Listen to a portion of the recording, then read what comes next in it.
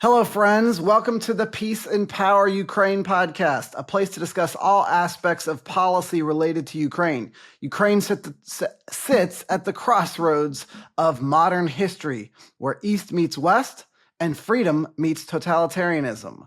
Thank you for joining us during these unprecedented times for peace negotiations.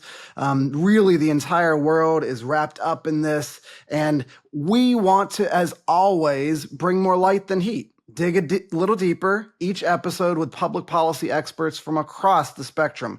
And today I'm joined by Andrew Langer, a radio host, fellow podcaster. He's also the president of the Institute for Liberty with over 25 years of experience in the free market and limited government advocacy space.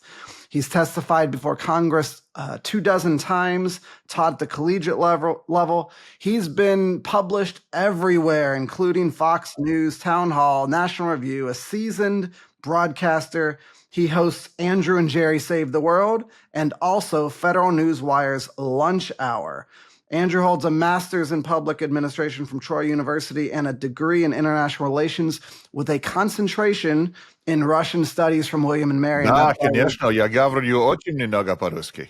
We love having him here today, and welcome, Andrew. I'm glad to be joined by a podcast trailblazer on the Federal Newswire. Thank you. Listen, it's a pleasure to be here. These are issues that are near and dear to my heart. You know, you're just talking about Ukraine being this crossroads in Central Europe, and that's absolutely true.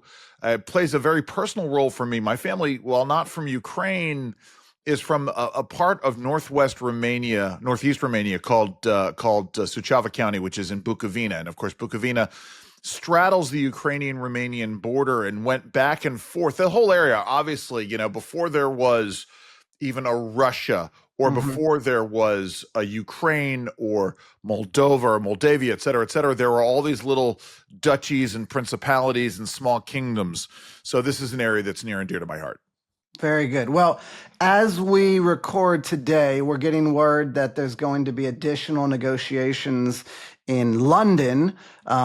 Indeed, Vladimir Putin has gone so far as to say that he's even proposing for the first time that he sends officials to join in these talks.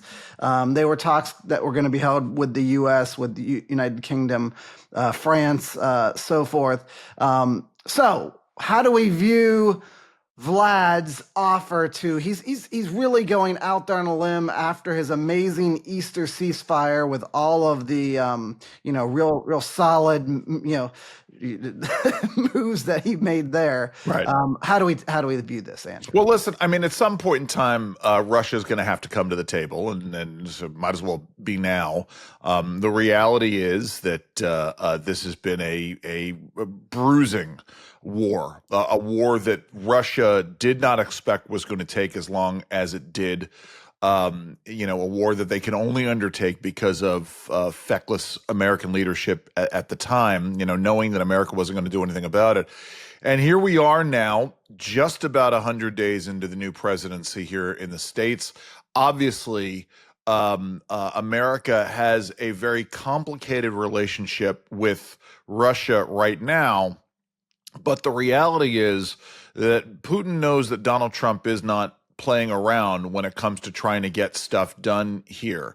I think the fact that even with the back and forth over the ceasefire and who broke the Easter ceasefire, the reality is I don't even think we would have seen a ceasefire at all on the part of Russia had Donald Trump not been president. And let's not forget that there are other sort of deals that are going on and other bits of negotiations happening in Europe. The entire landscape for how America is facing these kinds of threats is changing. And I think Putin, for all of his delusions and what motivates him, he recognizes this. Yeah, I think that is definitely a sign of progress. He's at least saying the right things. The realities on the ground of, trust but verify is always going to be part of this. The other big thing happening this week is there are rumors again with a little bit more meat to the bones that this minerals deal is Right. finally going to be signed this week. As everyone recalls, it blew up in that famous Oval Office meeting at the end of February. So we all, I think, have high hopes that it will be signed, or at least I do.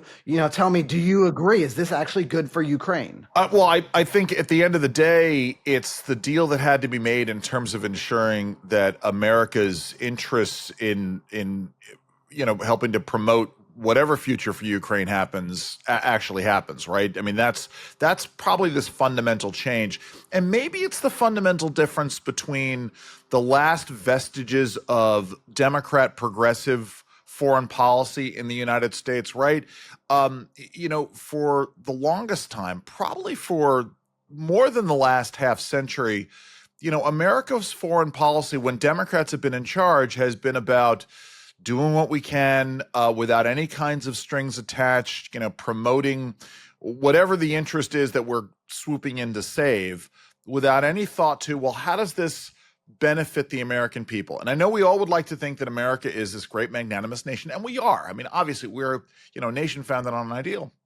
But at the end of the day, right, if we're going to spend these vast sums of money to engage in these efforts, well, America's got to get something about it. I mean, it's funny because we think about the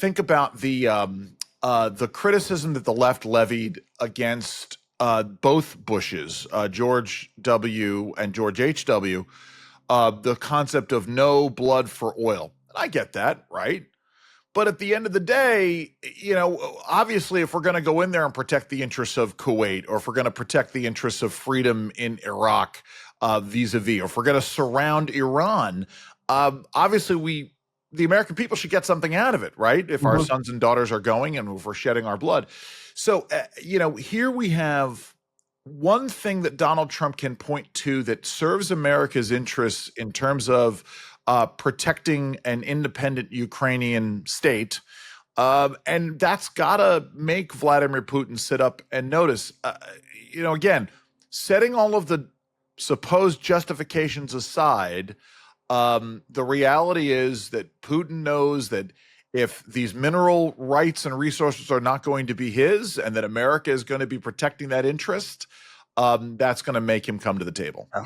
There are rare earth minerals that are on the market.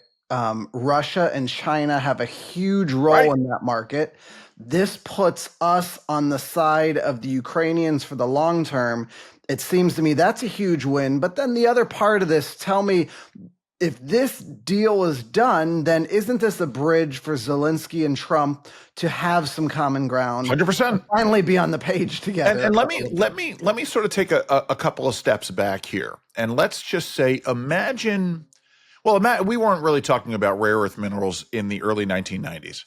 But imagine if, as part of the Budapest Memorandum, or as part of the negotiations for the Budapest Memorandum, that Bill Clinton had somehow, again, understanding Bill Clinton being yet another step in this stage of the democratic approach to American foreign policy, where we engage in promises without any kind of constraints. But imagine if Bill Clinton had secured these rights back in 1992, 1994, it wouldn't have been 1992, but back in 1993, 1994, 1995, where we would be.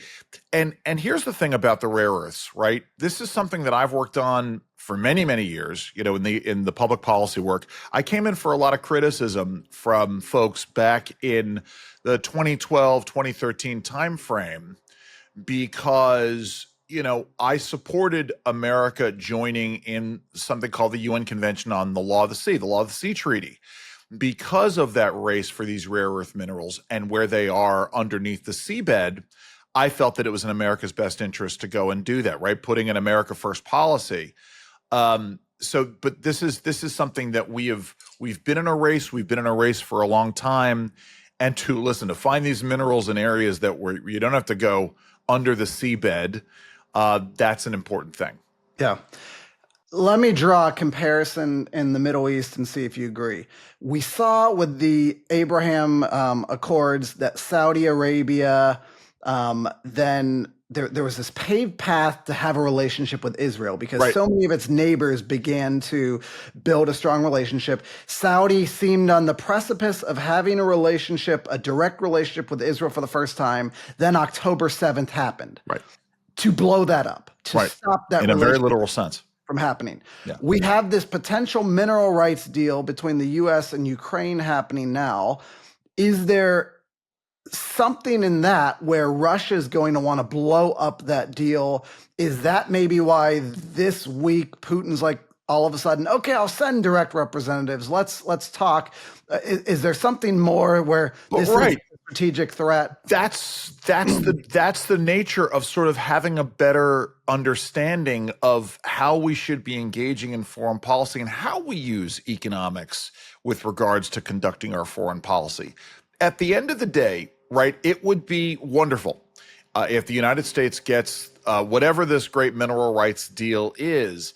On the other hand, right, it's also would be great if we can end this war and find some path where Russia is no longer engaging in hostilities vis-a-vis the Ukrainian people. I mean, listen, setting aside the territorial disputes, setting aside for a moment the now more than a decade old question of the occupation of Crimea, right? At the very least, to end the hostilities that are currently underway elsewhere in Ukraine, that's a huge step. And if it means sort of changing the deal, right, that's okay as far as I'm concerned. The bottom line is it demonstrates that you bring people to the table when you are sort of changing the intersection of interests on the world stage. Yeah. It seems like President Trump has sent Steve Witkoff out there to cozy up to Putin, kind of be the good cop. And then he's got Rubio positioned to be the bad cop, Secretary of State Rubio. Right. This week he said, hey, we're gonna stop negotiations entirely if the Russians aren't serious and aren't going to move forward. How do you think Secretary of State Rubio has done so far in his term? Oh, listen, I've been incredibly pleased. Again, it gets down to this idea of having, folks. We talked about the good people in the past, in the first Trump term who were thoughtful and who were able to do the job. Obviously, there was a lot of chaos in sort of we will call them the senior management, the C-suite positions of the Trump administration, the Trump cabinet. And I think they've learned a great deal from those lessons here. You appoint the right people, you make sure they're on board, and you make sure that they understand their roles. I think, one of the great things about Marco Rubio is that he has brought this political gravitas to his position here in a way that maybe a CEO of a major corporation was not able to do. I mean, there's the concept of the adults being in the room is very important here. But I think you're right in this assessment that there is a certain degree of good cop, bad cop, but you're going to have that, right? You're going to have sort of people taking multiple roles in this to drive to use a metaphor, to move the ball down the field, right? You need your defensive players, you need your linemen, you need you need your running backs, etc. And so everybody's got to play this role. Something even better is a hockey analogy, because the hockey stuff started, right? You need your finesse players who are out there. Sometimes you need the goon out there as well to sort of draw the attention and rattle some cages a little bit. That's where we are. And by the way, the hockey analogy is something that the Russians would understand. Very much so. Yeah. So to flip onto the other side of the personnel issues, at the time of this recording, Secretary Pete Hegseth is still holding on as Secretary of Defense. There's a swirling cauldron of controversy, and by the time folks listen to this, maybe he will have even been replaced or resigned. How does that play for Ukraine? Prior to him becoming Secretary of Defense, he was very strong against Putin and seemed like he would be positioned to be an ally for Ukraine.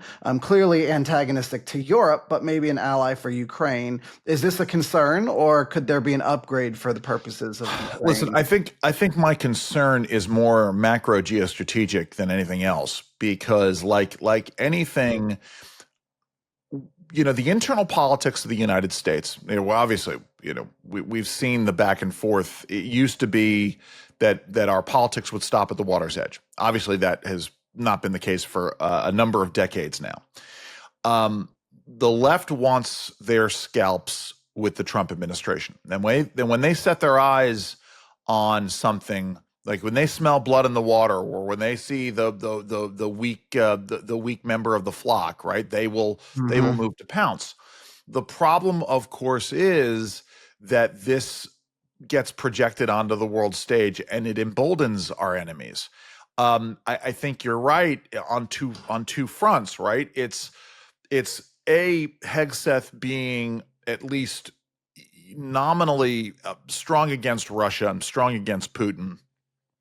That's part of it, sort of possibly losing that position, but also the sort of the general chaos of all of this.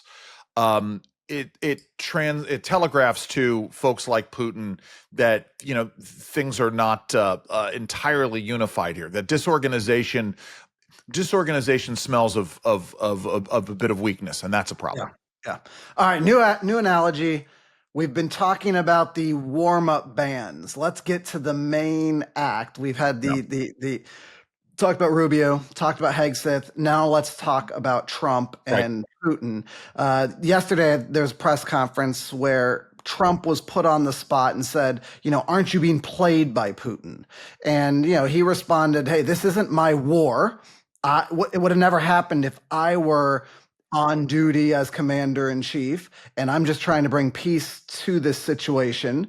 But at the same time, Andrew Langer, don't you think this is put up or shut up time for Vladimir Putin in that relationship? If he doesn't make some legitimate steps, it's a sign of disrespect to Trump. And Trump should treat it that way, don't you think? And I think he would. I mean, I think that there is a truism there, right? The reality is, we never would have let it get to the point that it was, were Trump president, but Putin would not have invaded were Trump president. I mean, it just wouldn't have happened for a lot of reasons.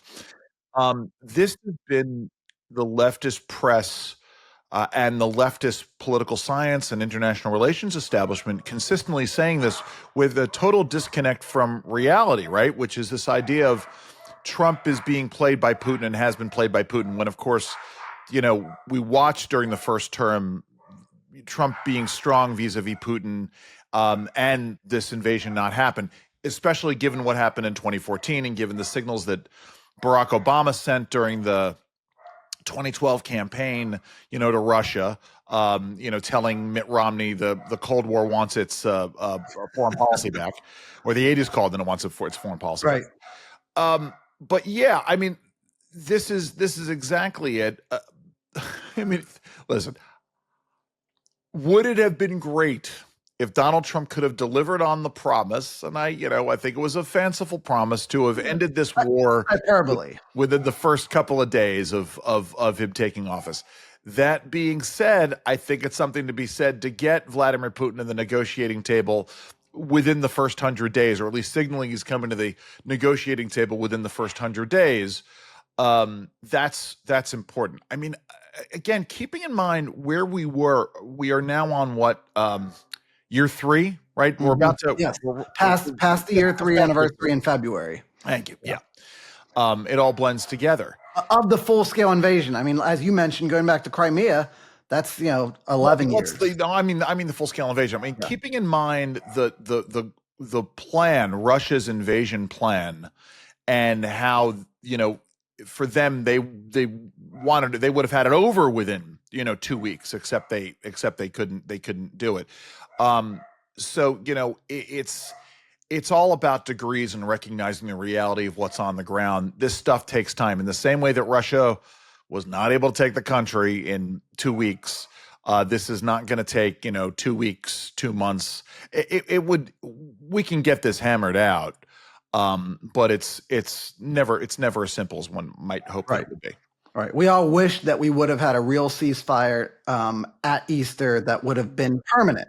Yes. That wouldn't have just been, a fake 30-hour ceasefire. But right. I mean, but listen, this gets into the religious nuances, right? Which I'm sure you've talked about on the show. I know you and I have talked about it elsewhere. I mean, I don't believe in the justification or the explanation for the war that Some folks have said that it's the third Rome scenario, that this is about religion for Putin. But let's assume for a moment that there is a certain degree of religious conviction to all of this. Then, we should have seen more kind of negotiation between the Ukrainian Orthodox Church and the Russian Orthodox Church as sort of intermediaries here. Obviously, we're not seeing that for a lot of reasons, but one would have hoped that would have made an Easter ceasefire more real, more legitimate, and more durable. Right.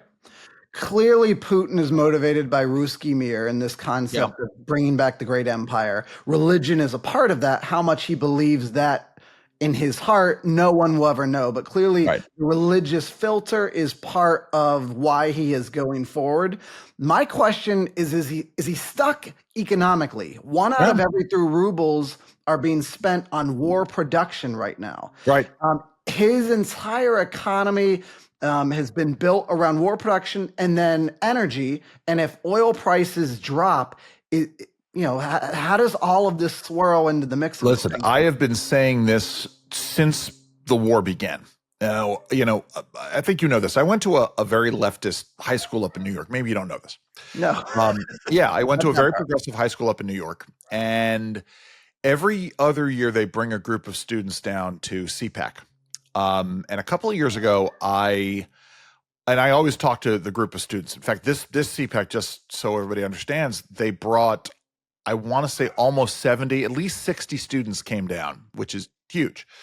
But a couple of years ago, I posited the question, because obviously the war was looming, still looms large, but was looming even larger in people's minds then. And I asked the students, I said, how many of you think that Russia is the greatest existential threat facing mankind? And a bunch of them raised their hands. I said, okay, how many of you think that climate change is one of the greatest existential threats facing mankind? A bunch of them raised their hands. I said, okay, for those of you who think that Russia is the greatest existential threat, how many of you would be willing, given what Joe Biden has done regarding domestic oil production in the United States and signaling he wants to create the end of fossil fuel use in the United States, how many of you would be willing to massively ramp up production and permitting in the United States so that we can bottom out the Russian oil economy, which is the only thing that you can fund the machine? And a handful raised their hands, and a handful said, no, climate change is the bigger threat, which I found really interesting. But that's just it, right? If Russia were the greatest existential threat, and I think that Russia is an existential threat, but if the Biden administration were serious and had been serious about ending the war, then they would have made that balancing calculation, and they would have said, okay, we are going to massively ramp up. While we're moving in the wrong direction, the way you end the war is by bottoming out the Russian oil economy. This is what we're going to do. Make it so that they can't make any money. They didn't do that. But here we are now talking about it. And again, it's the kind of thing that doesn't get any sort of credit. And you'll get the wags on the left who are going to say, oh, well, it's, the bottoming out of oil prices is going to have this impact on the markets, and it's going to do this. And it's okay. Okay. What's the goal here? You can't have it all. So if you want to end this war that we have spent billions upon billions on, then this is one way to do it. Yeah. Let me throw this out at you, Andrew Langer. April 12th in the New York Post, the headline was, Russia won't be able to afford troops in Ukraine past 2026 as the economy struggles, experts say. So it specifically goes into the country has burned through roughly half of the 106 billion liquid sovereign wealth fund, which is used to pay the troops' salaries, new recruit bonuses. So Moscow can likely only afford another 12 to 16 months of fighting at its current pace, with 30 to 45,000 Russian troops killed or injured in Ukraine each month since 2022. Listen, I always discount that stuff only because there are plenty of places for Russia to go and find even cheaper troops and mercenaries. Yeah. God forbid, they get what we never want to do is we never want Russia to get to the point of desperation, complete and total desperation. And we also don't want them to get so desperate that they start turning to North Korea and start bringing North Korean troops into this mix. That's obviously they've done some of that already. Right. I mean, I think fundamentally it's unsustainable. It seemed like a test almost of the North Korean troops. Right. But it's it at seemed the to end of the, fail. yeah. But at the end of the day, right, it really is about how this war impacts Putin on the home front and the average. I mean, right. This is eventually, obviously, we made Afghanistan and the Afghanistan foray very painful for the Russians. I mean, it took 10 years, right, from invasion to withdrawal. But ultimately, it was the Soviet government being unable to keep from the people the images of zinc-lined coffins coming in, or at least the discussion of zinc-lined coffins coming in. That's a very tough and bitter pill to swallow. So you've worked in Washington a lot of years, over 25 years in the advocacy Too many space. years. Yes. I want to ask about the view from Capitol Hill, and you understand this maybe more than the most. You have your ear to the ground. You host on WMAL. They are inside the Beltway. Yeah, on You're a occasion, Beltway guy. How much is Capitol Hill actually glad to have President Trump have this on his plate rather than it be on their plate? Does it feel like they've been able to take a step back and just let him run lead, and they're happy to deal with other issues? Yeah, I mean, I think that's true to an extent. The problem, of course, is, and it's like everything else. It's reflective of the greater problem that we have. And Gary, because you've been involved in this stuff as long as I have. One of the great problems we have today is, listen, we had stupid members of Congress in the 90s. Right. I mean, listen, we had them and they were out there, but they weren't able to voice their stupidity nearly as much as they can today. Right. They didn't have the microphone, and the House and Senate press shops would generally insulate the American people from watching this, unless you really wanted to submarine somebody. Now, any member of Congress can sort of get out there and say whatever idiocy they want to say, and the hot take rules, and you raise huge sums of money. And this is not me sort of getting on my soapbox and talking about fundraising. So, yeah, I think to an extent, I think congressional leadership is really excited that Trump is taking this over and is out there and is able to sort of push this stuff. That doesn't, change the fact that some dumb member of Congress is going to get out there and say something. Listen, I say this, I spend very little of my advocacy time dealing with Capitol Hill. And obviously now all of these doors are going to, listen, I haven't mentioned anybody by name. I will say this much. I am glad that we've got a White House and we've got an executive branch that is taking this seriously. That's, my fear is that Congress is going to come in and somebody's going to upend any kind of a deal that gets made down the road. But that's just me. Right. Well, as we begin to wrap up today, I always ask my guests, Andrew, even professional podcasters like yourself, part of the Federal Newswire team, if there's one thing that you want to share with the audience that you just kick yourself if you left today without sharing, and especially on this topic, because I know you've been near and dear to this since you're back in college days studying Russian foreign policy. If there's one thing that you would want our audience to know, to crystallize, what might that be? Listen, that there are no simple solutions to these kinds of problems, and that it does take time and thoughtfulness. At the end of the day, this is a sort of a general caution that I have. Understanding that there's a limited amount of time to get things done, and understanding that we as conservatives, and I know this is not a conservative versus progressive podcast, but we have a tendency to negotiate against ourselves.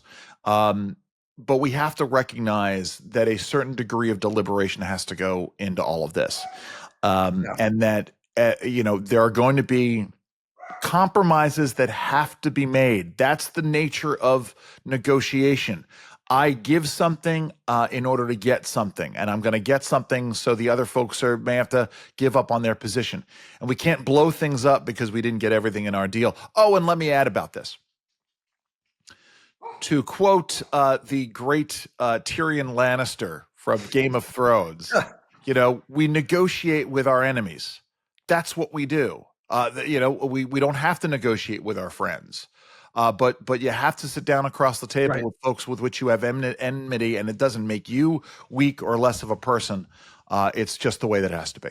Right. Well, that is a powerful point. I think any peace that is achieved where Ukraine continues to exist on a country as a nation, right, and you have a bigger, bolder NATO that is unified and a Europe that is woken up would be a huge sea change and would be a paradigm shift that would hurt Putin in the long term.